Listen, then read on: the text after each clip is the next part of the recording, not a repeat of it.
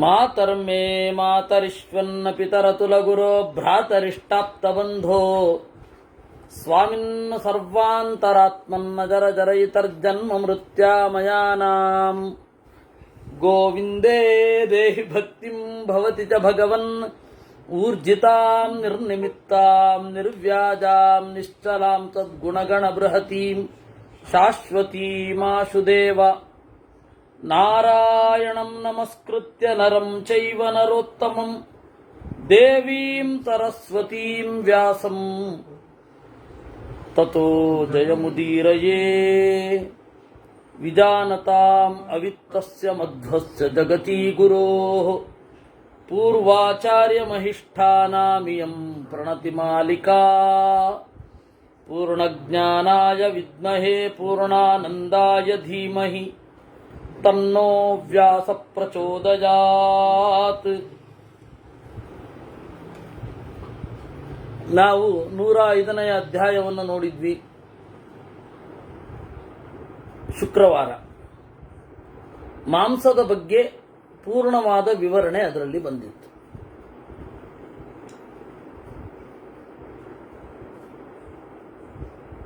ಬಹಳ ವಿಸ್ತಾರವಾಗಿ ಬಂದಿರೋದು ಈ 2 ಭಾಗಗಳಲ್ಲಿ. ಮಾಂಸದ ಬಗ್ಗೆ ಅನಿತರ ಸಾಧಾರಣವಾಗಿ ಬಂದ ಸಂಗತಿಗಳನ್ನು ನಾವು ಹಂಚಿಕೊಂಡಿದ್ವಿ.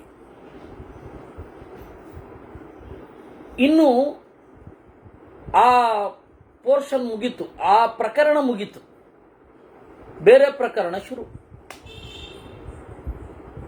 ಯುಧಿಷ್ಠಿರ ಕೇಳ್ತಾನೆ, ಅಜ್ಜ, ಯುದ್ಧದಿಂದ ಹೊರಗಡೆ ಬರ್ಲಿಕ್ಕೆ ಆಗ್ತಾ ಇಲ್ಲ ನನ್ನ ಕೈನಲ್ಲಿ. ನೀವು ಏನೇ ಹೇಳಿದ್ರು ಮತ್ತಿದ್ದಕ್ಕೆ ಹೋಗ್ತಾ ಇದೆ. ಅದರಿಂದ ಪ್ರಶ್ನೆ ಕೇಳ್ತಾ ಇದ್ದೇನೆ ಯುದ್ಧದ ಬಗ್ಗೆ. ಅಕಾಮಾಶ್ಚ ಸಕಾಮಾಶ್ಚ ಯೇ ಹತಾಸ್ಮಿನ್ ಮಹಾಹವೇ. ಯುದ್ಧದಲ್ಲಿ ಸತ್ತಿರ್ತಾರೆ, ಸಾಯಬೇಕು ಅಂತ ಬಯಸಿ ಸತ್ತಿರ್ತಾರೆ, ಸಾಯಬಾರದು ಅಂತ ಬಯಸಿ ಸತ್ತಿರ್ತಾರೆ. ಸಾಯಬಾರದು ಅಂತ ಅನ್ಕೊಂಡಿರ್ತಾರೆ, ಸತ್ತಿರ್ತಾರೆ. ಸಾಯಬೇಕು ಅಂತ ಅನ್ಕೊಂಡು ಸತ್ತಿರ್ತಾರೆ. ಅವರಿಬ್ಬರಿಗೂ ಏನ್ ಗತಿ? ಏನ್ ಗತಿ ಅಂದ್ರೆ ಕಾಮ್ ಯೋನಿಂ ಪ್ರತಿಪನ್ನಾಸ್ತೆ. ಯಾವ ಯೋನಿಯನ್ನ ಹೊಂದುತ್ತಾರೆ?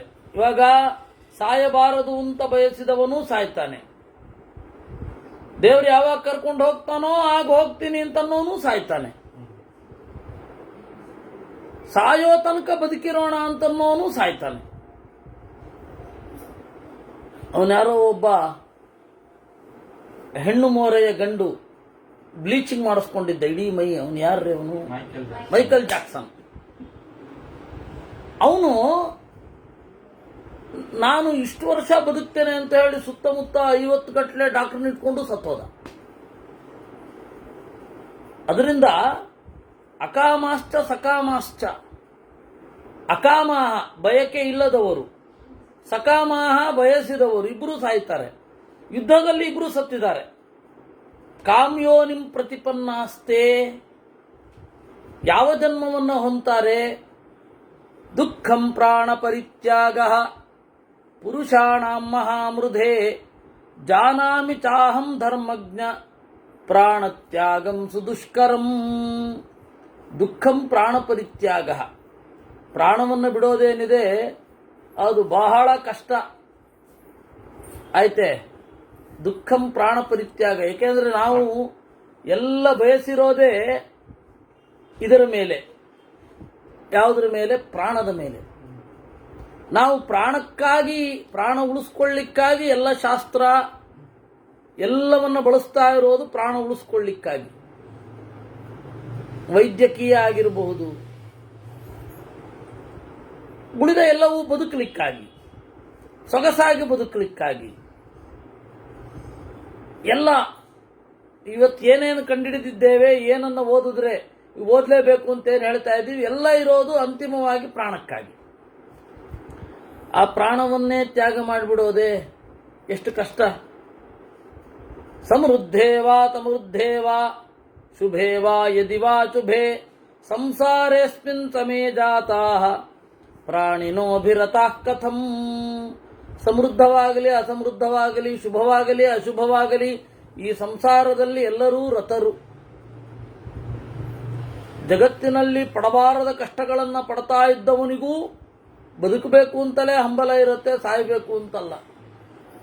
ವಿಕ್ಟರ್ ಫ್ರಾಂಕಲ್ ಅಂತ ಹೇಳಿ ಒಬ್ಬನನ್ನು ನೀವು ಕೇಳಿರಬಹುದು. ಅವನು ಲೋಗೋಥೆರಪಿಯನ್ನು ಕಂಡುಹಿಡಿದ ಸೈಕಿಯಾಟ್ರಿ ಡಾಕ್ಟರ್, ಅವನು ಸೈಕಿಯಾಟ್ರಿಸ್ಟ್. ಅವನ ಕಣ್ಣು ಮುಂದೆ ಜರ್ಮನ್ ಸೈನಿಕರು ಅವನು ಯಹೂದಿ ಅನ್ನೋ ಕಾರಣಕ್ಕಾಗಿ ಅವರ ಅಪ್ಪ, ಅಮ್ಮ, ಹೆಂಡತಿ, ಮಕ್ಕಳು ಎಲ್ಲರನ್ನೂ ಕೊಂದಾಕಿದ್ರು. ಬದುಕಿದ್ದ. ಆದರೂ ಯಾವ ಪ್ರೇರಣೆ ಅವನನ್ನು ಬದುಕಿಸಿತು? ಯಾವ ಪ್ರೇರಣೆ? ಅವನು ಮೀನಿಂಗ್ ಆಫ್ ಲೈಫ್ ಅಂತ ಹೇಳಿ ಪುಸ್ತಕ ಬರೆದ. ಅದರಿಂದಾಗಿ ಸಮೃದ್ಧವಾಗಲಿ ಅಸಮೃದ್ಧವಾಗಲಿ, ಶುಭವಾಗಲಿ ಅಶುಭವಾಗಲಿ, ಈ ಸಂಸಾರದಲ್ಲಿ ಬದುಕಬೇಕು ಅಂತ ಬಯಸುವವರೇ ಎಲ್ಲರೂ. ಎಲ್ಲರಿಗೂ ಬದುಕುವ ಬಯಕೆ ಇದೆ. ಅದರಿಂದಾಗಿ ಬಾಬಾ ಸಾಯಿ ಅಂತಂದ್ರೆ ಯಾಕೆ ಹೋಗಬೇಕು? ಆದ್ದರಿಂದ ಸಂಸಾರೇಸ್ಮಿನ್ ಸಮೇ ಜಾತಾಃ ಪ್ರಾಣಿನೋಭಿರತಾಃ ಕಥಂ ಕಾರಣಂ ತತ್ರ ಮೇ ಬ್ರೂಹಿ ಸರ್ವಜ್ಞೋಹ್ಯಸಿ ಮೇ ಮತಃ. ತಾವು ಎಲ್ಲವನ್ನೂ ಬಲ್ಲವರಿದ್ದೀರಿ, ಆದ್ದರಿಂದಾಗಿ ನನಗೆ ಹೇಳಿ. ಭೀಷ್ಮಃ ಸಮೃದ್ಧೇ ವಾ ಶುಭೇ ವಾ ಯದಿ ವಾ ಶುಭೇ ಸಂಸಾರೇಸ್ಮಿನ್ ಸಮೇ ಜಾತಾಃ ಪ್ರಾಣಿನ ಪೃಥಿವೀಪಥೇ. ನೋಡು, ಹುಟ್ಟು ಅನ್ನೋದೇ ಬಯಕೆಯ ಸಂಕೇತ. ಬದುಕಿನತ್ತ ತೊಯ್ಯುವುದೇ ಹುಟ್ಟು. ಅದಕ್ಕಾಗಿ ಅವನು ಗರ್ಭದಿಂದ ತಯಾರಾಗಿರ್ತಾನೆ. ಅವನಿಗೆ ಪೂರ್ವ ತಯಾರಿ ಎಲ್ಲಿಂದ? ಕಷ್ಟಗಳನ್ನು ಸಹಿಸೋದು ಗರ್ಭದ ಒಳಗಡೆಯಿಂದ, ಅಲ್ಲಿಂದ ತಯಾರಾಗಿರ್ತಾನವನು. ಅದರಿಂದಾಗಿ ಸಮೃದ್ಧವಾಗಲಿ ಅಸಮೃದ್ಧವಾಗಲಿ, ಶುಭವಾಗಲಿ ಅಶುಭವಾಗಲಿ ಹುಟ್ಟಿದ್ದಾರೆ. ನಿರತಾಯೇನ ಭಾವೇನ ತತ್ರ ಮೇ ಶೃಣು ಕಾರಣಂ. ಆದರೆ ಈ ಬದುಕುವ ಬಯಕೆ ಯಾಕೆ ಬಂತು? ಬದುಕುವ ಬಯಕೆಯ ಇರಬೇಕು ಅನ್ನೋ ಬಯಕೆ ಮಾತ್ರ ಅಲ್ಲ, ಬದುಕಬೇಕು ಅನ್ನುವ ಬಯಕೆ.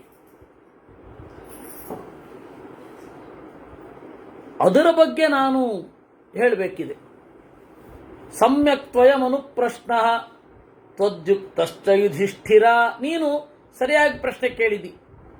ಅತ್ರ ತೇ ವರ್ತಯಿಷ್ಯಾಮಿ ಪುರಾವೃತ್ತಮಿದಂ ನೃಪ.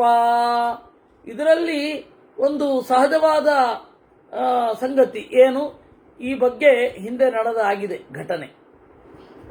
ಅವನು ಅರ್ಥರ್ ಕಾನನ್ ಡಯಲ್ ಹೇಳ್ತಾನಲ್ಲ, there is nothing new under the rays of sun ಅಂತ. ಯಾವುದೂ ಹೊಸದಲ್ಲ, ಎಲ್ಲವೂ ಆಗೋಗಿದೆ, ನಮಗೂ ಹೊಸದು ಅಷ್ಟೇ. ಅದರಿಂದಾಗಿ ನೀನು ಈ ಪ್ರಶ್ನೆ ಕೇಳ್ತಾ ಇದೆಯಲ್ಲ, ಇದಕ್ಕುತ್ತರ ಇದೆ. ಎಲ್ಲಿ? ಒಂದು ಘಟನೆಯಾಗೆ ನಡೆದು ಹೋಗಿದೆ. ದ್ವೈಪಾಯನಸ್ಯ ಸಂವಾದಂ ಕೀಟಸ್ಯ ಚ ಯುಧಿಷ್ಠಿರ. ವೇದವ್ಯಾಸರ ಮತ್ತು ಒಂದು ಹುಳದ ಸಂವಾದ. ಇದರ ಬಗ್ಗೆ ಹಾಡು ಬರೆದವರು ವಾದಿರಾಜರೊಬ್ಬರೇ, ಮಧ್ವಾಂತರ್ಗತ ವೇದವ್ಯಾಸ ಅಂತ. ಆಮೇಲೆ ನಮ್ಮ ವಿಜಯದಾಸರದು ಒಂದು, ವಿಜಯದಾಸರದ್ದು ಗೋಪಾಲದಾಸರದ್ದು ನೆನಪಾಗ್ತಾ ಇಲ್ಲ, ಏನೋ ಈ ವೇಷ ವೇದವ್ಯಾಸ ಅಂತ ಒಂದು ಹಾಡಿ, ಒಂದು ಉಗಾಭೋಗ ಇದೆ. ಸುಳಾದಿ ಮಠ್ಯತಾಳದಲ್ಲಿರುವ ಒಂದು ಸುಳಾದಿ ಕಾಣುತ್ತದು, ನನಗೆ ಸರಿಯಾಗಿ ನೆನಪಾಗ್ತಾ ಇಲ್ಲ.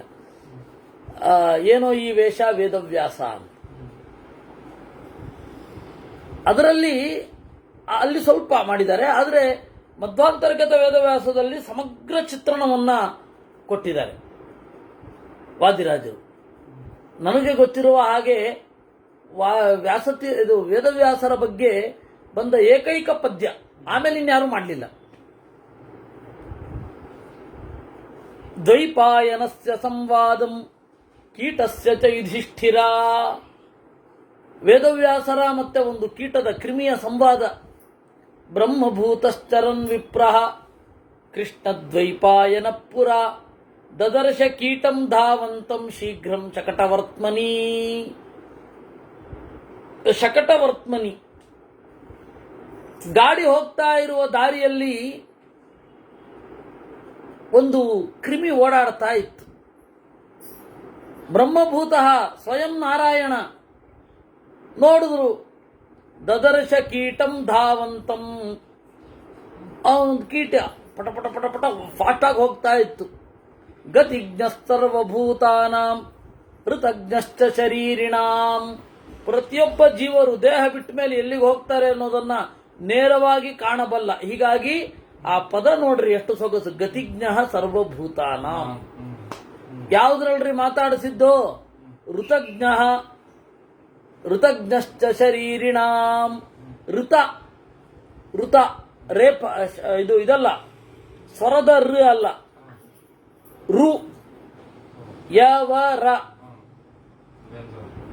ಅವರ್ಗೀಯ ವ್ಯಂಜನ, ಯಾವ ವರ್ಗಕ್ಕೂ ಸೇರದ ವ್ಯಂಜನ. ಋತಜ್ಞ. ಋತ ಅಂತಂದ್ರೆ ಭಾವನೆಯನ್ನ ಅಭಿವ್ಯಕ್ತಿಸುವ ಶಬ್ದವನ್ನ ಋತ ಅಂತ ಕರೀತಾರೆ. ಭಾಷೆಗಿಂತ ಇನ್ನೂ ಒಂದು ಹೆಜ್ಜೆ, ಒಂದು ಸ್ಟೆಪ್ ಹಿಂದೆ ಋತಜ್ಞ. ಸರ್ವಜ್ಞಸ್ತ್ವರಿತಂ ದೃಷ್ಟ್ವಾ ಕೀಟಂ ವಚನಮಬ್ರವೀತ್. ಆ ಕೀಟವನ್ನು ಕುಡಿದು ನುಡಿದ. ಕೀಟತ್ವಂ ತ್ರಸ್ತರೂಪೋಸಿ ತ್ವರಿತಶ್ಚೈವ ಲಕ್ಷ್ಯಸೆ ಕ್ವಚ ವಾಸಸ್ತದಾ ಚಕ್ಷ್ವ ಕುತಸ್ತೆ ಭಯಮಾಗತಂ. ಕೀಟ, ಎಲೈ ಕ್ರಿಮಿಯೇ, ಯಾಕಪ್ಪ ಬೆದರಿದಂತಿರುವೆ?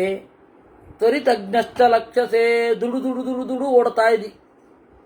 ಕ್ವಚ ವಾಸಸ್ತದಾ ಚಕ್ಷ್ವ, ಎಲ್ಲಿ ನಿನ್ನ ವಾಸ ಹೇಳು, ಯಾಕೆ ಭಯ?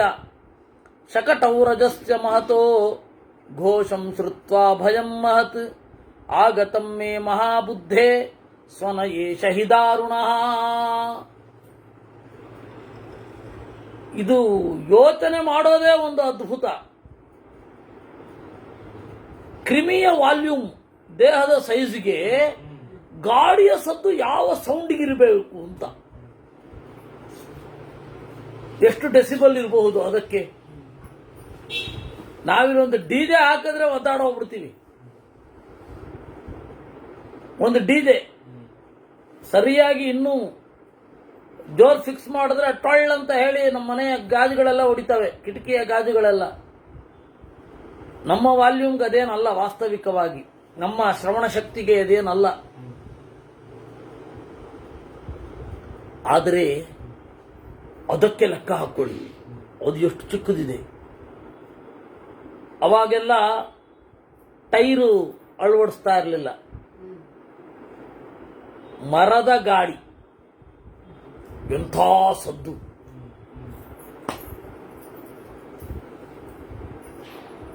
ಶ್ರೂಯತೆ ಸಮಹಾಹನ್ಯಾತ್ ಇತಸ್ತಸ್ಮಾದಪಾಕ್ರಮೆ ಶ್ವಸತಾಂಚ ಶೃಣೋಮ್ಯೇವಂ ಗೋವೃಷಾಣಾಂ ಪ್ರಚೋದ್ಯತಾಂ. ಸದ್ದು ಮಾತ್ರ ಅಲ್ಲ, ಓ ಎಂತ ಗಾಳಿ ಗೊತ್ತಾ? ಶ್ವಸತಾಂ ಗೋವೃಷಾಂ. ಆ ಎತ್ತುಗಳ ಉಸಿರು ನನಗೆ ತಾಗುತ್ತಾ ಇದೆ, ಅದು ನನಗೆ ಸುಂಡ್ರ ಗಾಳಿ ತರ. ಎತ್ತಿನ ಮೂಗಿನ ಹೊರಳೆಗಳಿಂದ ಬರುವ ಗಾಳಿ ಉಂಟಲ್ಲ, ಈ ತರಹ ವೇದವ್ಯಾಸರ ಕಥೆಯನ್ನ ಡೀಟೇಲ್ ಆಗಿ ಓದಿದವನಿಗೆ ಕಥೆ ಹೊಳಿಬೇಡ ಅಂದ್ರೆ ಆಗತ್ತಾ?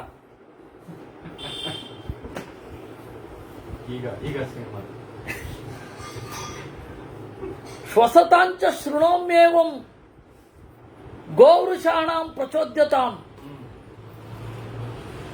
ವಹತಾಂ ಸುಮಹಾಭಾರಂ ಸನ್ನಿಕರ್ಷೆ ಸ್ವನಂ ಪ್ರಭೋ.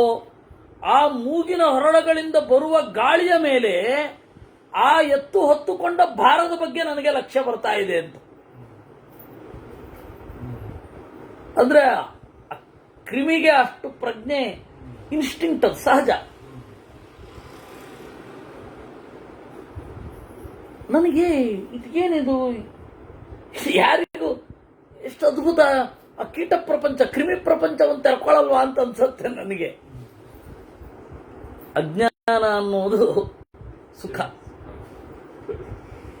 ಓಢುಮಸ್ಮದ್ವಿಧೈರ್ ನೃಣಾಂಚ ಸಂವಾಹಯತಾಂ ಶ್ರೂಯಂತೆ ವಿವಿಧಾಸ್ವನಾ, ಅದರ ಮೇಲೆ ಹೊರುವ ಮನುಷ್ಯರ ಬೇರೆ ಬೇರೆ ಭಾಷೆಯ ಧ್ವನಿಗಳು, ವಿವಿಧಾ ಸ್ವನಾ. ಅದನ್ನು ನಿಲ್ಲಿಸಬೇಕಾದ್ರೆ, ಓಡಿಸಬೇಕಾದ್ರೆ, ನಿಧಾನಕ್ಕೆ ಓಡಿಸಬೇಕಾದ್ರೆ, ಪ್ರಚೋದನೆ ಮಾಡುವ, ಪ್ರೀತಿಯ, ಹಾಡುವ ಎಲ್ಲಾ ರೀತಿಯಾದ ಧ್ವನಿಗಳು ಕೇಳುತ್ತೆ. ಎಲ್ಲನೂ ಓಡುಮಸ್ಮದ್ವಿಧೈರೇತ ನ ಶಕ್ಯ ಕೀಟಯೋನಿಭಿ. ಅಂದ್ರೆ ಒಂದು ಕ್ರಿಮಿಗೆ ನಾವು ಆಡುವ ಮಾತು ಏನ್ ಕೇಳಿಸಬಹುದು ಅನ್ನೋದೇ ಒಂದು ಆಶ್ಚರ್ಯ. ಯಾಕೆಂದ್ರೆ ಅವುಗಳಿಗೆ ನಮ್ಮ ಭಾಷೆ ಗೊತ್ತಿಲ್ಲ, ನಮ್ಮ ಭಾಷೆಯ ವೇರಿಯೇಷನ್ಸ್ ಗೊತ್ತಿಲ್ಲ, ನಮ್ಮ ಮನಸ್ಸಿನ ಅಭಿವ್ಯಕ್ತಿಯ ಬೇರೆ ಬೇರೆ ಮಾಧ್ಯಮಗಳ ಐಡಿಯಾ ಇಲ್ಲ. ಅವುಗಳಿಗೆ ಸ್ವನ ಅಷ್ಟೇ. ಒಬ್ಬರ ಮಾತು ಇನ್ನೊಬ್ಬರಿಗೆ ಧ್ವನಿ ಅಷ್ಟೇ, ವರ್ಣ ಅಲ್ಲ. ನಮ್ಮಂಥವ್ರಿಗೆ ಕಷ್ಟ. ಆದ್ರೆ ಎಲ್ಲ ಗೊತ್ತಿರುತ್ತಲ್ಲ, ಅವನು ಎಲ್ಲವನ್ನೂ ಕೇಳಿಕೊಂಡು ಯಾರ್ಯಾರಿಗೆ ಯಾವ್ದ್ಯಾವ್ದು ಧ್ವನಿಯೋ, ಯಾವ್ದ್ಯಾವ್ದು ವರ್ಣವೋ, ಯಾವ್ದ್ಯಾವ್ದು ಮನಸ್ಸಿನ ಅಭಿವ್ಯಕ್ತಿಯೋ ಅದೆಲ್ಲ ಒಬ್ಬನಿಗೆ ಗೊತ್ತಲ್ಲ. ಆ ಮಹಾನುಭಾವನೆ ಅಲ್ವಾ ಇದನ್ನು ಕೇಳ್ತಾ ಇರೋದು. ಈ ತೀವ್ರತೆಗೆ ಬಂದ್ರೆ ಗಜೇಂದ್ರನ ಕೂಗು ನಿಮಗೆ ಐಡಿಯಾಗೆ ಬರುತ್ತೆ. ಇಲ್ಲಾಂದ್ರೆ ಗಜೇಂದ್ರ ನಮ್ಮ ಭಾಷೆಯಲ್ಲಿ ಮಾತಾಡದ ಅಂತಾರೆ ನಾವು ಅನ್ಕೊಂಡಿರೋದು. ದುಃಖಂ ಮೃತ್ಯುರ್ಹಿ ಭೂತಾನಾಂ ಜೀವಿತಂಚ ಸುದುರ್ಲಭಂ ಅತೋ ಭೀತ ಪಲಾಯಾಮಿ ಗಚ್ಚೇಯಂ ನಾಪದಂ ತಥಾ. ಸಾವು ಅನ್ನೋದು ಒಂದು ದುಃಖ, ಬದುಕು ಅಂತ ಅನ್ನೋದು ಕಷ್ಟ. ಸಾವು ಸುಲಭ, ಬದುಕು ಕಷ್ಟ. ಅಥೋ ಭೀತ ಪಲಾಯಾಮಿ, ಅದರಿಂದ ಓಡ್ತಾ ಇದ್ದೇನೆ. ಇತ್ಯುಕ್ತ ಸಚತಂ ಪ್ರಾಹ ಕುತ ಕೀಟ ಸುಖಂ ತವ ಮರಣಂತೆ ಸುಖಂ ಮನ್ಯೇ ತಿರ್ಯಗ್ಯೋ ನೋ ಹಿ ವರ್ತಸೆ. ಅದಕ್ಕೆ ವೇದವ್ಯಾಸರು ಹೇಳಿದ್ರಂತೆ, ಅಲ್ವೋ ಸಾವು ತಾನೇ ಸುಖ ನಿನಗೆ, ತಿರ್ಯಗ್ಯೋನಿಯಲ್ಲಿ ಹುಟ್ಟಿದ್ದೀಯಾ. ನೋಡು ನಮ್ಮ ಶರೀರ, 2 ಕೈಗಳು, ಯಾರಿಗೂ ಇಲ್ಲದ ಕೈಗಳು, ಕುಸುರಿ ಕೆಲಸವನ್ನು ಮಾಡಬಲ್ಲ ಕೈಗಳು, ನಮಗೆ ಸುಖವನ್ನು ಕಸ್ಟಮೈಸ್ ಮಾಡಿಕೊಳ್ಳಿಕ್ಕೆ ಅದ್ಭುತವಾದ ಕೊಡುಗೆ ಕೈ. ಇನ್ನು ಎಲ್ಲಿಗೂ ಯಾರಿಗೂ ಸುಖವನ್ನು ಕಸ್ಟಮೈಸ್ ಮಾಡ್ಕೊಳ್ಳಿಕ್ಕೆ ಆಗೋಲ್ಲ. ಇದ್ರೆ ಸುಖ ಅನುಭವಿಸ್ಬೇಕಷ್ಟೇ, ಆ ಕಸ್ಟಮೈಸಿಂಗ್ ಇಲ್ಲ. ಆದ್ರೆ ಇಲ್ಲಿ ಅದಿದೆ, 2 ಕೈ. ಆಮೇಲೆ ಈಗ ಭಾರತೀಯರಿಗೆ ಅದ್ಭುತವಾದ ಕಸ್ಟಮೈಸಿಂಗ್ ಕೆಪಾಸಿಟಿ, ಅದಕ್ಕೆ ಅದನ್ನು ಜುಗಾಡ್ ಅಂತ ಕರೀತಾರೆ, ಇಂಡಿಯನ್ ಜುಗಾಡ್ ಅಂತ. ಅದಿಲ್ಲ ಅವುಗಳಿಗೆ. ಈ ವಿದೇಶಿಯರಿಗೆಲ್ಲ, ನಮ್ದಲ್ಲಿ ಅವಾಗೆಲ್ಲ ಇನ್ಕಮಿಂಗ್ ಕಾಲ್ಗೂ ಚಾರ್ಜ್ ಇತ್ತು ಬಹಳ ಹಿಂದೆ. ಅವಾಗ ನೀನು 1-2 ಕಾಲ್ ಕೊಟ್ರೆ ಬಂದ್ಬಿಡ್ತೀನಿ. ಫೋನ್ ಯೂಸ್ ಮಾಡ್ತಾರೆ ಆದ್ರೆ ಮಾತಾಡಲ್ಲ.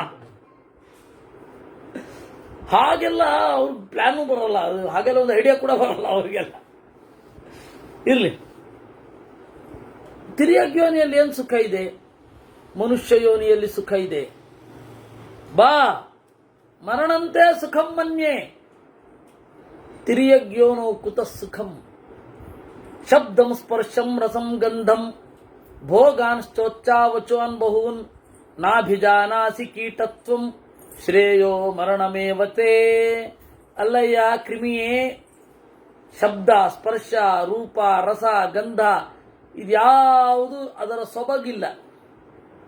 ಆಮೇಲೆ ಕೀಟದ ಆಕೃತಿ ಸಣ್ಣ ಆದ್ದರಿಂದ ಒಂದು ಇಡೀ ಮುಖವನ್ನು ನೋಡಿದರೆ ಅದೇನು ಚೆಲುವು ಅಂತ ತೋರುತ್ತೆ,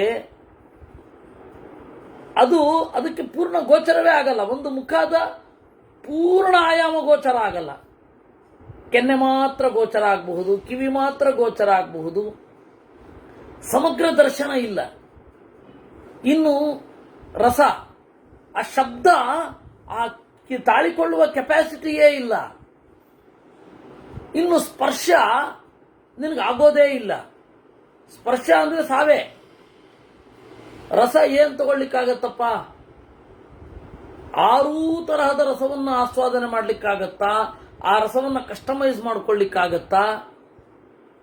ನಾವಾದ್ರೆ ಇವತ್ತು 2 ಭಿನ್ನ ಭಿನ್ನವಾದ ರಸವನ್ನ ಕಸ್ಟಮೈಸ್ ಮಾಡ್ಕೊಳ್ತೇವೆ. ಆ ಗೊಜ್ಜು ಮೆಣಸ್ಕಾಯಲ್ಲಿ ಹೆಸರು ಮಾತ್ರ ಮೆಣಸ್ಕಾಯಿ ಇರೋದು, ಅದರಲ್ಲಿ 2 ಹದವಾಗಿ ಬೆರೆತಿರತ್ತೆ. ಹೆಚ್ಚಿನ ಪದಾರ್ಥಗಳಲ್ಲಿ ಅದನ್ನ ರಸವನ್ನ ನಾವು ಹದವಾಗಿ ಬೆರೆಸಿಕೊಂಡಿರ್ತೇವೆ. ಎಲ್ಲ ರಸವೂ ಇರುತ್ತೆ, ವಿರೋಧ ಅಲ್ಲ, ಒಂದರ ಇದಕ್ಕೆ ಇನ್ನೊಂದು. ನಾವು ಹಂಗಿವಾಗ ಸಿಹಿಯಾದದ್ದನ್ನು ತಿನ್ನುವಾಗ ಹಾಗಲಕಾಯಿಯನ್ನ ಇಟ್ಕೊಂಡಿರ್ತೇವೆ, ನಾಲಿಗೆಗೆ ಅದು ಇದಾಗಬಾರದು ಅಂತ. ಹಾಗೆಲ್ಲ ಇದೆ. ನಿನಗೆ ಅದೆಲ್ಲ ಇದೆಯೇನೋ? ನಾಭಿಜಾನಾಸಿ ಕೀಟತ್ವಂ ಶ್ರೇಯೋ, ಈಗೆಲ್ಲ ಇದ್ರೆ ಇದ್ಯಾವುದು ಇಲ್ಲ ಅಂದ್ರೆ ಸಾಯೋದು ಒಳ್ಳೇದಲ್ವೇನೋ? ಕೀಟ ಸರ್ವತೋ ನಿರತೋ ಜೀವ ಇಹಾಪಿ ಚ ಸುಖಂ ಮಮ ಚೇತಯಾಮಿ ಮಹಾಪ್ರಾಜ್ಞ ತಸ್ಮಾದಿಚ್ಛಾಮಿ ಜೀವಿತುಂ. ಅದಕ್ಕೆ ಕೀಟ ಹೇಳಿತಂತೆ, ನಾನು ಕೀಟ ಮಾತ್ರ ನಿಮ್ಮ ಕಣ್ಣಿಗೆ ಬೀಳ್ತಾ ಇರೋದಾ? ಕೇವಲ ಒಂದೇ ಇಂದ್ರಿಯ ಕೆಲಸ ಮಾಡುವ ಯಾವ ಯಾವ ಮರ ಇದೆ ಅದಕ್ಕೆ ಒಂದೇ ರಸ, ಉಪ್ಪು ನೀರು ಮಾಡಿ ಹಾಕಬೇಕು ನೀವು, ಅಥವಾ ನೀರು ಹಾಕಬೇಕು.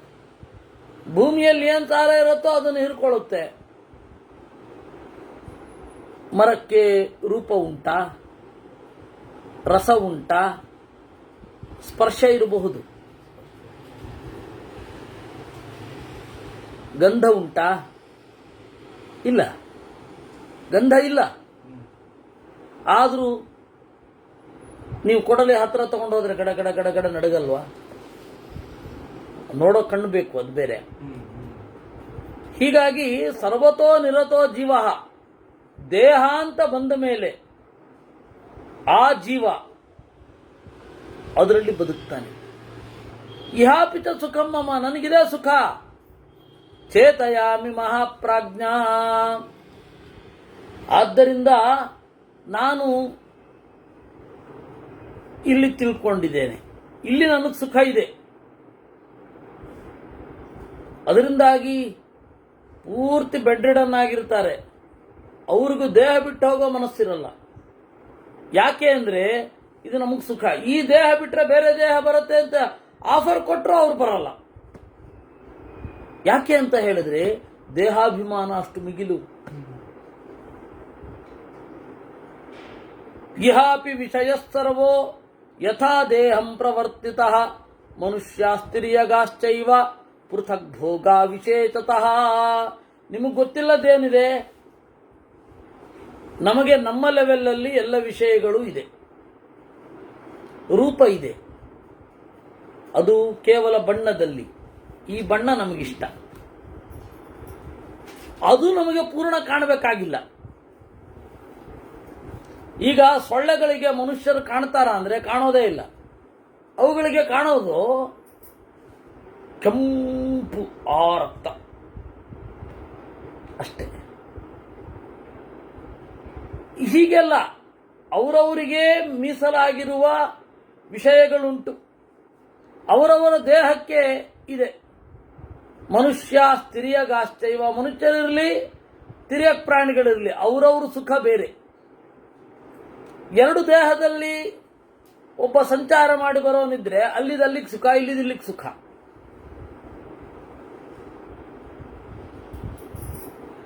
ಅವ್ರವ್ರಿಗೆ ಸುಖ ಇರುತ್ತೆ. ಅಹಮಾತಂ ಮನುಷ್ಯೇಷು ಶೂದ್ರೋ ಬಹುಧನ ಪುರ ಅಬ್ರಹ್ಮಣ್ಯೋ ನೃಶಂಸಶ್ಚ ಕದರ್ಯೋ ಬುದ್ಧಿಜೀವನಃ. ನಾನು ಬಹಳ ಹಿಂದೆ ಮನುಷ್ಯರಲ್ಲಿದ್ದವನೇ, ನನಗೆ ಜಾತಿ ಸ್ಮೃತಿ ಇದೆ. ಬಹಳ ಹಣ ಇತ್ತು ಅಲ್ಲಿ ನನಗೆ. ಅಬ್ರಹ್ಮಣ್ಯ, ಜ್ಞಾನಿಗಳನ್ನು ಕಂಡ್ರೆ ಆಗ್ತಾ ಇರಲಿಲ್ಲ. ನೃಶಂಸಃ, ಕ್ರೂರನಾಗಿದ್ದೆ. ಕದರ್ಯ,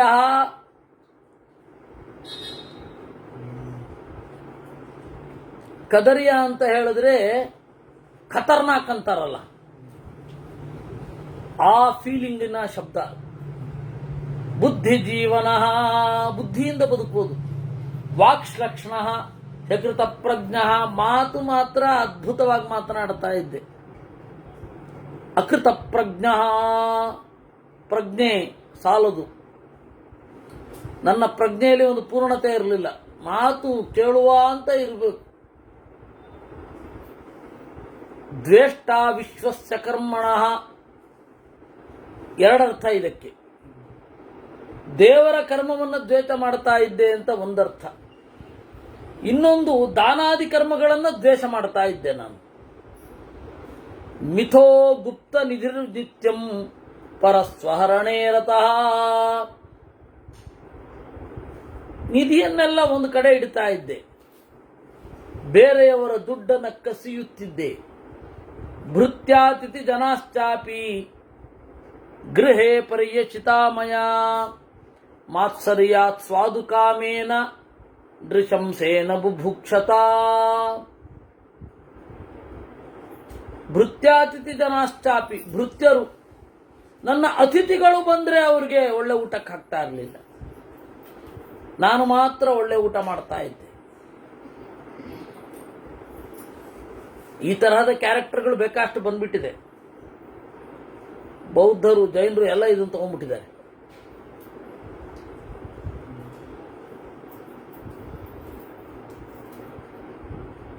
ಒಬ್ಬ ಇದ್ದಂತೆ, ಅವನಿಗೆ ಚಿತ್ರ ನೋಡಿಕೊಂಡು, ಸೊಗಸಾದ ಭಕ್ಷ್ಯಭೋಜ್ಯಗಳ ಚಿತ್ರ ನೋಡಿಕೊಂಡು ಗಂಜಿ ತಿಂತಾ ಇದ್ದ ಅವನು. ಯಾಕೆ ಅಂದ್ರೆ ದುಡ್ಡು ಖರ್ಚಾಗೋಗುತ್ತೆ ಅಂತ. ಸೊಗಸಾದ ಊಟ ಮಾಡ್ತಾ ಇರಲಿಲ್ಲ ಅವನು, ಆದ್ರೆ ಹೇಗೋ ತಿನ್ಬೇಕು ಅಂತ ಬಲಿಷ್ಠವಾಗಿ ಅನ್ನಿಸಿಬಿಡ್ತು. ಸರಿ, ಎಲ್ಲ ಪದಾರ್ಥಗಳನ್ನು ತಗೊಂಡು ಹೆಂಡತಿಗೆ ಹೇಳಿದ್ನಂತೆ, ಹೆಂಗ್ ಮಾಡಬೇಕು ಅಂತ ಹೇಳು ಪೊಂಗಲನ್ನ, ನಾನು ಕೇಳಿಸ್ಕೊಳ್ತೇನೆ, ಕೇಳಿಸ್ಕೊಂಡು ನಾನು ಒಬ್ಬನೇ ಮಾಡ್ಕೊಳ್ತೇನೆ, ನೀನು ಇಲ್ಲೇ ತಿನ್ನು ಅಂತ. ಇದು ಬೌದ್ಧರಲ್ಲಿ ಬರುವ ಕಥೆ, ಅದು ಅಲ್ಲ, ಜೈನರಲ್ಲಿ ಬರುವ ಕಥೆ. ಅವನು ಅಲ್ಲಿಗೆ ಹೋಗಿ ಸೊಗಸಾದ ಪರಮಾನ್ನವನ್ನು ಮಾಡಿ ಇನ್ನೇನು ತುತ್ತು ತಿನ್ಬೇಕು ಅಂತ ಬಂದಾಗ ಒಬ್ಬ ಬಂದ, ಅಯ್ಯೋ ಅಂತ ಹೇಳಿ ಅವನು ಕೊಟ್ಟ. ಅದು ಜಾಸ್ತಿ ಆಗ್ತಾ ಹೋಯ್ತು. ಆಮೇಲೆ ಗೊತ್ತಾಯ್ತು ಅವನಿಗೆ, ಓ ಇಲ್ಲ, ದಾನ ಅನ್ನೋದು ಜಾಸ್ತಿ ಮಾಡುತ್ತೆ ಅನ್ನೋದು ಗೊತ್ತಾಯ್ತು. ಮತ್ತೆ ಅವನು ಅನ್ನದಾನ ಪ್ರಭುವಾದ ಅಂತ ಅದು ಜೈನರ ಕಥೆ ಬರುತ್ತೆ.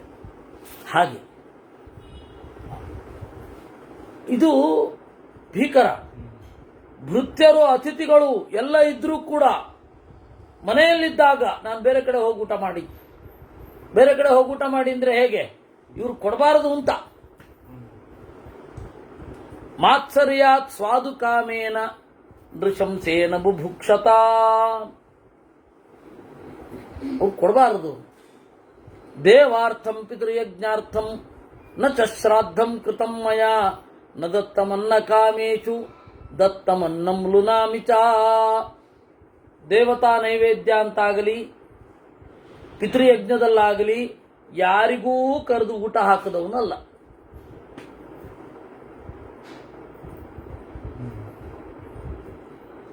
ನಮ್ಮ ಕಡೆಗಾಲದಲ್ಲಿ ಒಬ್ಬರು ಸನ್ಯಾಸ ತಗೊಂಡ್ರು, ವಿಶ್ವನಂದನ ತೀರ್ಥರು ಅಂತ. ಅವರು ಪೂರ್ವಾಶ್ರಮದಲ್ಲಿ ರಘುನಂದನಾಚಾರ್ಯರು ಅಂತ. ಅವ್ರದ್ದೊಂದು ನಡವಳಿಕೆಯನ್ನು ನಿಮ್ಗೆ ಹೇಳಬೇಕು. ಅವರಿಗೆ ಏನಾದರೂ ಸಿಹಿ ತಿನ್ನಬೇಕು ಅಂತ ಅನ್ನಿಸಿದರೆ ದಂಪತಿಗಳನ್ನು, ಅಟ್ಲೀಸ್ಟ್ ಒಬ್ರು ದಂಪತಿಗಳಿಗೆ ಹಾಕದೆ ಅವರು ಸಿಹಿ ತಿಂತಾ ಇರಲಿಲ್ಲ. ನನಗೆ ಸಿಹಿ ಇವತ್ತು ತಿನ್ಬೇಕು ಅಂತ ಆಸೆ ಆಯ್ತು ನನಗೆ, ಯಾರಾದರೂ ಒಬ್ಬರನ್ನ ಕರೆದು ಊಟಕ್ಕೆ ಹಾಕಿ ದಂಪತಿಗಳಿಗೆ ಆಮೇಲೆ ಅವರು ಊಟ ಮಾಡ್ತಾರೆ. ಇಂಥ ಒಳ್ಳೆ ಗುಣ ಅದು. ಕೇವಲ ತಮಗೆ ಬೇಕು ಅಂತ ತಗೊಳ್ತಾನೆ ಇರಲಿಲ್ಲ. ಹಾಗೆ ಉತ್ತರಾದಿ ಮಠದಲ್ಲಿ ಒಬ್ಬರು ಸತ್ಯಜ್ಞಾನ ತೀರ್ಥರು ಅಂತ ಇದ್ರು. ಸತ್ಯಧ್ಯಾನ ತೀರ್ಥರ ಗುರುಗಳು. ಸತ್ಯಧ್ಯಾನರ ಹತ್ರ ಮೊದಲು ಪಾಠ ಕೇಳಿದವರು, ಆದರೆ ಸನ್ಯಾಸ ಮೊದಲಾಯ್ತು ಅವರಿಗೆ. ಅವರು ನಾನು ಕರೆಯೋದನ್ನು ತಿನ್ನೋಲ್ಲ ಅಂತ ಒಂದು ವ್ರತ ಮಾಡಿದ್ರು. ಆದರೆ ಒಮ್ಮೆ ಅವರಿಗೆ ಉದ್ದಿನ ವಡೆ ತಿನ್ನಬೇಕು ಅಂತ ಬಹಳ ಆಸೆ ಆಯಿತು. ಆಗ ಅವರೇನು ಮಾಡಿದ್ರು, 1000 ಜನ ಬ್ರಾಹ್ಮಣರಿಗೆ ಉದ್ದಿನ ವಡೆ ಮಾಡಿಸಿ ಹಾಕಿದ್ರು. ಅವರು ತಿನ್ನಲಿಲ್ಲ. ಆ ತರಹದ ನಿಗ್ರಹ, ಆ ತರಹದ ಒಂದು ಶಕ್ತಿ, ಅದೆಲ್ಲ ಅನುಕರಣೆ. ಆದರೆ ಇದು ಹಾಗಲ್ಲ, ತದ್ವಿರುದ್ಧ. ದೇವತೆಗಳಿಗಾಗಲಿ, ದೇವತಾ ಕಾರ್ಯದಲ್ಲಾಗಲಿ, ಪಿತೃಯಜ್ಞಕ್ಕಾಗಲಿ ಒಂದು ಅನ್ನವನ್ನು ಕೊಡ್ತಾ ಇರಲಿಲ್ಲ ಯಾರಿಗೂ. ದತ್ತಮನ್ನಂ ಲುನಾಮಿಚ. ಅಕಸ್ಮಾತ್ ಬೇರೆ ಯಾರಾದರೂ ನಮ್ಮ ಊಟ ಮಾಡ್ತಾ ಇರುವಾಗ ಬಂದರೆ ಅಥವಾ ಇನ್ಯಾವುದಕ್ಕಾದ್ರೂ ಬಂದರೆ ಹೇಗಾದರೂ ಮಾಡಿ ತಪ್ಪಿಸೋದು, ಅನ್ನಚ್ಛೇದನ. ಅಯ್ಯೋ ಇದೇನು ಸ್ವಾರಸ್ಯ ಇಲ್ಲ, ತಿನ್ಬೇಡಿ ಅಂದ್ಬಿಡೋದು. ಆ ತರಹ ಲುನಾಮಿ ಅಂದರೆ ಲುಂಗ್ ಛೇದನೆ ಅಂತ ಧಾತು, ಛೇದ ನಿಮಗೆ ಇಲ್ಲ ಅಂತ ಮಾಡೋದು.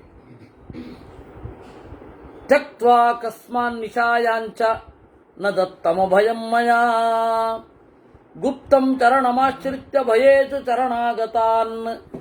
ಯಾರೋ ಭಯ ಆಗ್ತಾ ಇದೆ, ಕತ್ತಲು, ಮನೆಯಲ್ಲಿ ಆಸರೆ ಕೊಡಿ ಎಂದಾಗ ಕೊಡಲಿಲ್ಲ. ಅಲ್ಲ, ಒಬ್ರು ಕೊಟ್ಟಿದ್ದಕ್ಕೆ ನಾನು ಪೊಲೀಸ್ ಸ್ಟೇಷನ್ಗೆ ಹೋಗ್ಬರ್ಬೇಕಾಯ್ತು, ಅದಲ್ಲ ಈಗಿನ ಪರಿಸ್ಥಿತಿಯಲ್ಲಿ ಅದೊಂದು ಹಣೆ ಬರಹ. ಬಹಳ ಹಿಂದೆ. ಅದರಿಂದ ಯಾರೋ ಒಬ್ರು ಭಯ ಆಗ್ತಾ ಇದೆ ನನಗೆ ಅಂತ ಬಂದಾಗ ನಾನು ಅವರಿಗೆ ಇದನ್ನು ಕೊಡಲಿಲ್ಲ, ಆಸರೆ ಕೊಡಲಿಲ್ಲ, ಸಾಧ್ಯವೇ ಇಲ್ಲ ಅಂತ ಹೇಳಿ ಅವರನ್ನು ದೂರ ತಳ್ಳಿಬಿಟ್ಟೆ. ಒಬ್ಬರಿಗೆ ಆಸರೆ ಕೊಡಲಿಲ್ಲ. ಧನಂ ಧಾನ್ಯಂ ಪ್ರಿಯಾನ್ ದಾರಾನ್ ದಾನಂ ವಾಸಸ್ತತಾದ್ಭುತಂ ಶ್ರಿಯಂ ದೃಷ್ಟ್ವಾ ಮನುಷ್ಯಾಣಾಂ ಅಸೂಯಾಮಿ ನಿರರ್ಥಕಂ. ಧನವನ್ನು, ಧಾನ್ಯವನ್ನು, ಹೆಂಡಿರನ್ನು, ಬೇರೆಯವರು ಮಾಡುವ ದಾನ, ಬೇರೆಯವರು ತೊಡುವ ಬಟ್ಟೆ, ಬೇರೆಯವರ ಸಿರಿ ಸೊಬಗುಗಳನ್ನು ನೋಡಿ ನಿರರ್ಥಕಂ ಅಸೂಯಾಮಿ, ವ್ಯರ್ಥವಾಗಿ ಅಸೂಯೆ ಪಡ್ತಾ ಇದ್ದೆ. ನನ್ನಲ್ಲಿ ಅವ್ರಿಗಿಂತ ದೊಡ್ಡದಿದ್ರು ನಾನು ಸುಮ್ಮನೆ ಅಸೂಯೆಗೊಳಗಾದೆ.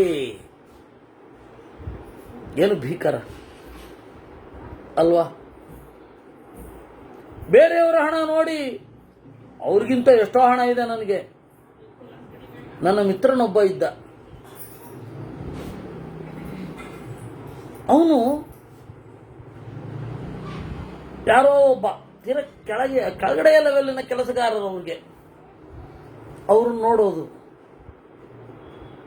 ಈ ಕ್ಷೌರಿಕರನ್ನು ನೋಡಿದ ಅವನು. ಓಹ್, ಏನು ಖರ್ಚಿಲ್ಲ, ಹಣ ಮಾತ್ರ ಬರುತ್ತೆ ಅಂತ. ಆಗ ಅವನು ಲೆಕ್ಕ ಹಾಕೋ ಹಾಗೆ ಹಣ ಬರೋದಾಗಿದ್ದಿದ್ರೆ ಅವರೆಲ್ಲ ಕೋಟ್ಯಾಧಿಪತಿಗಳಾಗಬೇಕಿತ್ತು. ಅವನ ಪ್ರಕಾರ ಏನು, ಒಂದು ಕತ್ರಿ, ಒಂದು ಸೋಪು, ಒಂದು ರೇಜರ್, ಇಷ್ಟು ಬಿಟ್ಟರೆ ಇನ್ನೇನು ಖರ್ಚೇ ಇಲ್ಲಲ್ಲ. ಒಂದು ಭಾಷಣಿಗೆ ಇಷ್ಟು ಬಿಟ್ಟರೆ ಖರ್ಚಿಲ್ಲ, ಜಾಸ್ತಿ ಹಣವೇ ಅಂತ ಅವನಿಗೆ. ನಿರರ್ಥಕವಾದ ಅಸೂಯೆ ಅದು ಎಷ್ಟೋ ಬಾರಿ. ಅದರಿಂದಾಗಿ ಧನಂ ಧಾನ್ಯಂ ಪ್ರಿಯಾನ್ ಧಾರಾನ್, ಹಣ, ಧಾನ್ಯ ಎಲ್ಲ ನೋಡಿ ಬೇರೆಯವ್ರು ನೋಡಿ ಅಸೂಯೆ ಪಡ್ತಾ ಇದ್ದೆ. ಶ್ರಿಯ ಪರಂ ಸುಖಂ ದೃಷ್ಟ್ವಾ ಯಾತನಾಯ ಬುಭೂಚಕಃ ತ್ರಿವರ್ಗ ಹಂತ ಚಾನ್ಯೇಚಾಂ ಆತ್ಮಕಾಮಾನುವರ್ತಕಃ. ಬೇರೆಯವರಿಗೆ ಬರೋದನ್ನು ತಪ್ಪಿಸೋದು ಅಂದ್ರೆ ಭಾರಿ ಖುಷಿ ನನಗೆ. ದೃಶಂತ ಗುಣಭೂಯಿಷ್ಟಂ ಪುರಾ ಕರ್ಮಕೃತಂ ಮಯಾ.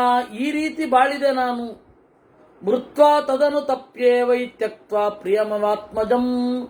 ಈಗ ನನಗೆ ನೆನಪಿದೆ, ಅದು ಬಹಳ ಪಶ್ಚಾತ್ತಾಪ ಆಗ್ತಾ ಇದೆ. ಶುಭಾನಾಮಪಿ ಜಾನಾಮಿ ಕೃತಾನಾಂ ಕರ್ಮಣಾಂ ಫಲಂ. ಒಳ್ಳೆಯ ಕರ್ಮದ ಬಗೆಗೂ ಕೂಡ ನನಗೆ ಗೊತ್ತಿತ್ತು, ಗೊತ್ತಿಲ್ಲ ಅಂತಲ್ಲ, ಗೊತ್ತಿದೆ, ಅದರ ಫಲವೂ ಗೊತ್ತಿದೆ. ಆದರೆ ಕೆಟ್ಟದ್ರ ಬಗ್ಗೆ ಸೆಳೆತ. ನನಗೆ ಯಾಕೆ ಈ ಜಾತಿ ಸ್ಮೃತಿ ಬಂತು ಅಂದ್ರೆ, ನಾನು ಮಾಡಿದ ಕೆಲವು ಪುಣ್ಯ ಕೆಲಸಗಳಿಂದ. ಏನು, ಮಾತಾ ಚ ಪೂಜಿತಾ ವೃದ್ಧ ಬ್ರಾಹ್ಮಣಶ್ಚಾರ್ಚಿತೋ ಮಯಾ. ನನ್ನ ತಾಯಿಯನ್ನು ಚೆನ್ನಾಗಿ ನೋಡಿಕೊಂಡೆ. ಬ್ರಾಹ್ಮಣರನ್ನ ಚೆನ್ನಾಗಿ ಪೂಜಿಸಿದೆ. ಸಕೃಜ್ಜಾತಿ ಗುಣೋಪೇತಃ ಸಂಗತ್ಯ ಗೃಹಮಾಗತಃ ಅತಿಥಿ ಪೂಜಿತೋ ಬ್ರಹ್ಮನ್ ತೇನ ಮಾಂನಾ ಜಹಾತ್ ಸ್ಮೃತಿ. ಒಮ್ಮೆ ಒಬ್ಬ ಒಳ್ಳೆಯ ಪಾತ್ರನಿಗೆ ಅತಿಥಿಗೆ ಪೂಜಿಸಿದೆ.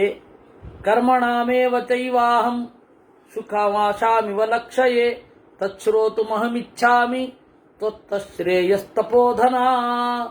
ನನ್ನನ್ನು ಮಾತಾಡಿಸ್ತಾ ಇದ್ದೀ ಅಂತಂದ್ರೆ ನಿನಗೆ ಇದರೆಲ್ಲದರ ಅರಿವಿದೆ ಅಂತ ಆಯ್ತು, ನಿನ್ನ ಕೇಳಬೇಕು ಅಂತ ಇದ್ದೇನೆ ಅಂತ. ಅದಕ್ಕೆ ಮಧ್ವಾಚಾರ್ಯರು ಮಹಾಭಾರತ ತಾತ್ಪರ್ಯ ನಿರ್ಣಯದಲ್ಲಿ ಈ ಕಥೆಯನ್ನ ಸಂಗ್ರಹಿಸುವಾಗ ಒಂದೇ ಒಂದು ಶಬ್ದ ಪುರಾ ಸ್ವಭಕ್ತಂ ವೃಷಲಂ ಸುಲುಬ್ಧಂ ಅಂದ್ಬಿಟ್ಟಿದ್ದಾರೆ.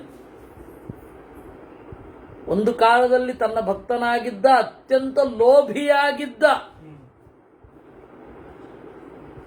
ವೃಷಲ. ವೃಷಲ ಅಂತಂದ್ರೆ ಶೂದ್ರ ಅಂತ. ನನ್ನ ಭಕ್ತನಾಗಿದ್ದ,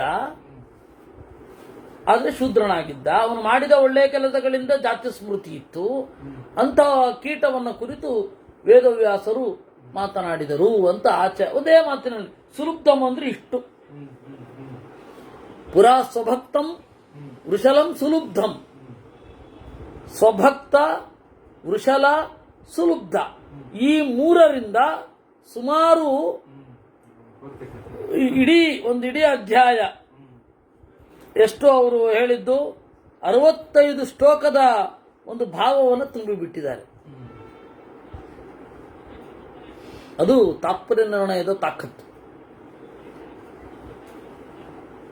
ವ್ಯಾಸಃ ಶುಭೇನ ಕರ್ಮಣ ಯದ್ವೈ ತಿರ್ಯಜ್ಞೋನೋ ನಮುಹ್ಯಸೆ ತಥೈವ ಕೀಟ ತತ್ಕರ್ಮ ಏನ ತ್ವಂ ನ ಪ್ರಮುಹ್ಯಸೆ. ನೋಡಿದ್ಯಾ, ಒಳ್ಳೆಯ ಕರ್ಮದಿಂದ ತಿರ್ಯಜ್ಞೋನಿಯಲ್ಲಿ ಬಂದರೂ ಕೂಡ ನೀನು ಮೋಹಕ್ಕೆ ಒಳಗಾಗಿಲ್ಲ. ಹಿಂದಿನದ್ದೆಲ್ಲ ನೆನಪಿದೆ, ಗೊತ್ತಾಯ್ತಾ? ಅಂದ್ರೆ ಜ್ಞಾನ ಅನ್ನೋದು ಶಬ್ದ. ಒಳ್ಳೆಯ ಅನುಷ್ಠಾನ ಇವರು ಮಾಡಿದ್ದಾರೆ ಅನ್ನೋದಕ್ಕೆ ಏನ್ ಪ್ರೂಫ್ ಅಂದ್ರೆ ಜ್ಞಾನ.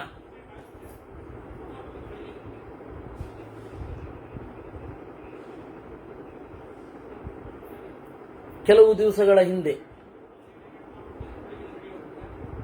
ನಮ್ಮ ಗುರುಗಳನ್ನ ಒಬ್ಬರು ವಾಚಾಂ ಅಗೋಚರವಾಗಿ,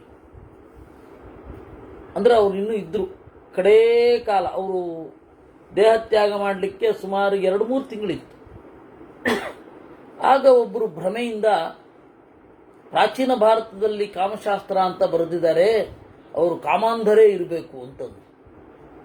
ಅಲ್ಲ, ಅವ್ರು ಬರೆದಿರೋ ಗ್ರಂಥಗಳನ್ನು ನೋಡಿದ್ರೆ ಹಾಗೆ ಬರೀಲಿಕ್ಕಾಗತ್ತಾ?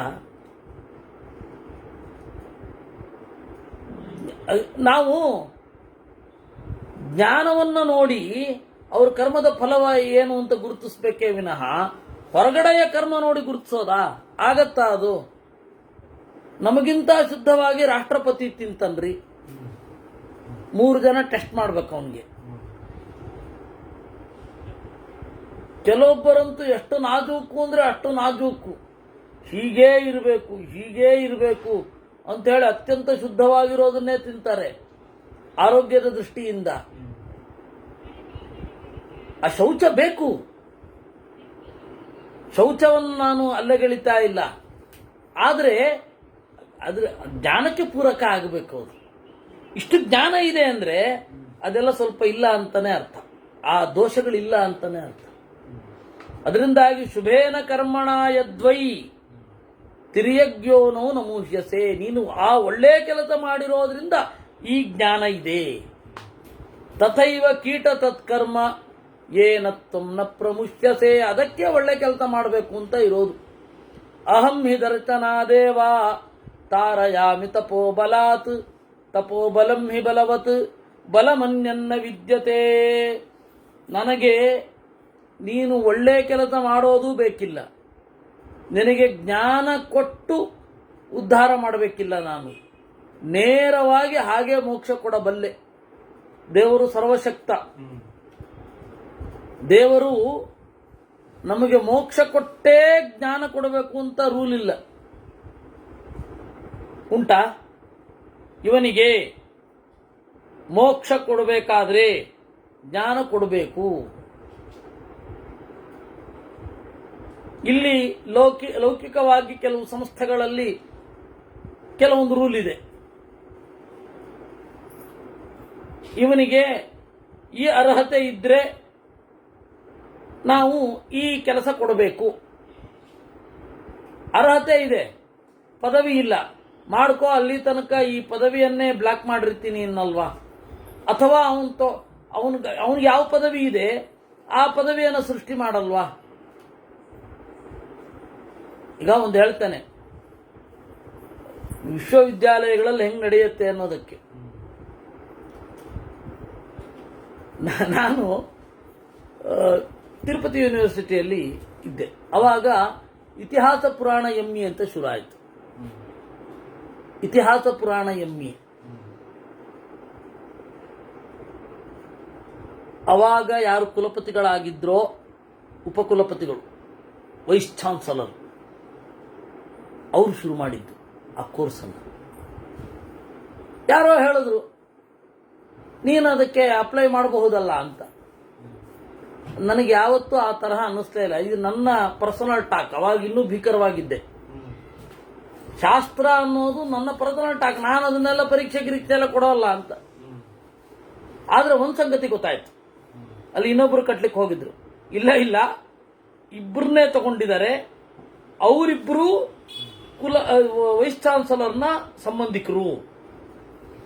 ಅಂದ್ರೆ ತನ್ನ ಸಂಬಂಧಿಕರಿಗಾಗಿ MA ಪದವಿಯನ್ನ ಶುರು ಮಾಡಿ ಆ ಪದವಿಯಲ್ಲಿ ಪಾಸ್ ಆದವ್ರನ್ನ ತನ್ನ ಇದಕ್ಕೆ ತಗೊಂಡು ಫಸ್ಟ್ MA, ಆಮೇಲೆ ನಂತರ ಇನ್ನೆಲ್ಲರಿಗೂ open, then it will be open for all.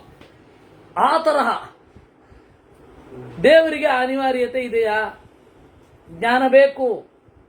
ಜ್ಞಾನ ಬಂದು ಆದ್ಮೇಲೇನೆ ನನಗೆ ಇವನಿಗೆ ಮುಕ್ತಿ ಕೊಡ್ಲಿಕ್ಕಾಗೋದು ಅಂತ ದೇವರಿಗಿಲ್ಲ. ದೇವರು ಜ್ಞಾನವಿಲ್ಲದೆ ಮುಕ್ತಿ ಕೊಡಬಹುದು, ಆದರೆ ದೇವರು ಹಾಗೆ ಮಾಡಲ್ಲ. ಅದನ್ನೇ ದೇವ್ರ ಬಾಯಲ್ಲಿ ಹೇಳದ ಅಷ್ಟೆ. ನನಗೆ ತವಕ್ಷಣೇ ಧಾತು ಮಹಂ ಸಮರ್ಥ ಅಂತ ಆಚಾರ್ಯರು ಇದನ್ನೇ ಹೇಳಿದ್ದು. ನಿನಗೆ ನಾನು ಮುಕ್ತಿಯನ್ನ ಕೊಡಬಲ್ಲೆ, ಈ ಕ್ಷಣದಲ್ಲಿ ಕೊಡಬಲ್ಲೆ, ಆದರೆ ಕೊಡಲಾರೆ ನಂದೇ ಸಂಕಲ್ಪ. ಯಾಕೆಂದ್ರೆ ಉಳಿದವ್ರಿಗೆಲ್ಲ ಒಂದು ಸೀಮೆ ಇದೆ, ಆ ಸೀಮೆಯನ್ನೇ ಬರಬೇಕು. ಅಹಂ ಹಿ ದರ್ಶನಾದೇವ ತಾರಯಾಮಿ ತಪೋಬಲಾತ್ ತಪೋಬಲಂ ಹಿ ಬಲವತ್ ಬಲಮನ್ಯನ್ನ ವಿದ್ಯತೆ ಜಾನಾಮಿ ಪಾಪೈಸ್ವಕೃತೈಃ ಗತಂ ತ್ವಾಂ ಕೀಟಕೀಟತಾಂ ಅವಾಪ್ಸ್ಯಸಿ ಪರಂ ಧರ್ಮಂ ಮಾನುಷ್ಯೇ ಯದಿ ಮನ್ಯತೆ.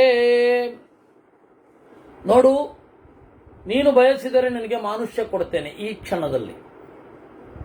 ಕರ್ಮ ಭೂಮಿ ಕೃತಂ ದೇವಾಹ ಭುಂಜತೆ ತಿರ್ಯಗಾಶ್ಚತೆ. ತಿರ್ಯಗ್ಯೋನಿ ಆಗಿರಲಿ, ದೇವತೆಗಳಾಗಿರಲಿ, ಕರ್ಮಭೂಮಿಯಲ್ಲಿಯೇ ಕರ್ಮವನ್ನ ಮಾಡಬೇಕು. ಕರ್ಮಭೂಮಿ ಅಂದ್ರೆ ಇಡೀ ಜಗತ್ತು. ಕರ್ಮಭೂಮಿ ಅಂದ್ರೆ ಭಾರತ ಮಾತ್ರ ಅಂತ ಕೆಲವರಿಗೆ. ಕರ್ಮ ಪ್ರಚುರಾ ಭೂಮಿ ಅಂತ ಮಧ್ವವಿಜಯದಲ್ಲಿ ಒಂದು ಮಾತು ಬರುತ್ತೆ, ಮಧ್ಯೇಪಿ ಕರ್ಮ ಭುವಿ ಭಾರತ ನಾಮ ಖಂಡೇ ಅಂತ. ಅದಕ್ಕೆ ಕರ್ಮ ಪ್ರಚುರಾಯಾಂ ಭುವಿ ಅಂತ, ಕರ್ಮ ಇಲ್ಲಿ ಹೆಚ್ಚಾಗಿ ಇದೆ ಅಂತಹ ಭೂಮಿ ಅಂತ ನಮ್ಮ ಗುರುಗಳು ಮಧ್ವವಿಜಯದ ವ್ಯಾಖ್ಯಾನದಲ್ಲಿ ಬರೆದಿರೋದು. ಅಂದ್ರೆ ಬೇರೆ ಕಡೆ ಕರ್ಮ ಇಲ್ಲ ಅಂತಲ್ಲ. ಇವಾಗ ಅಮೆರಿಕೆಯಲ್ಲಿ ನ್ಯಾಯ ನೀತಿಯಿಂದ ನಡಿದೇ ಹೋದ್ರೆ ಏನು ತೊಂದರೆ ಇಲ್ಲ ಅಂತ ಅರ್ಥನ?